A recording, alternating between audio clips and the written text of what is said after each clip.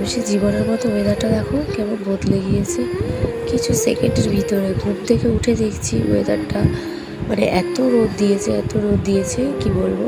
আর তার কিছু মুহূর্ত পরে দেখো চারিদিকটা পুরো এলোমেলো করে তছনছ করে দিচ্ছে হাওয়াতে।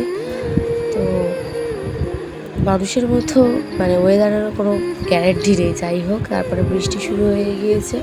আর এদিকে আমার মেয়ের জন্য আমি বেলার দিকে টিফিনটা বানিয়ে নিচ্ছি। তো এদিকে একটা গাজর আর একটা আপেল নিয়েছি, ভালো করে ফ্রেশ করে কেটে ধুয়ে নিচ্ছি। তো এদিকে দেখো সিদ্ধ আমি করে নিয়েছি।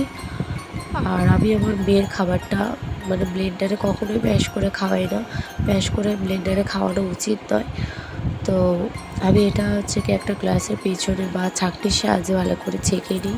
একটু কষ্ট হয় তো ম্যানেজ করে নিই। যাই হোক, তো মেয়েটা ভালোভাবে খাই। তো তারপর দেখো আমি লাঞ্চটা দুপুরের করে নিচ্ছি। ভাত, পাঁপড় ভাজা, আলু ভর্তা বা পটল ভাজা, মাছ ভাজা, আলু ভাজা আর ডাল, চিকেন কষা আর তার সাথে একটু শসা আর লেবু কেটে নিয়েছি।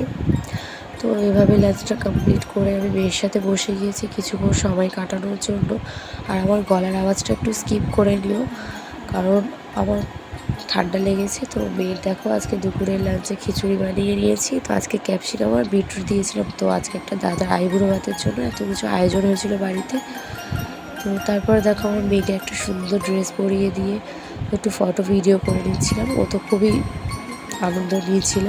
তো তারপর সন্ধ্যাবেলা দেখো আমি পকোড়া খেয়ে নিয়েছি। তো তারপরে রাতের ডিনারটাও করে নিয়েছি, ভাত, চিকেন কষা, স্যালাড দিয়ে।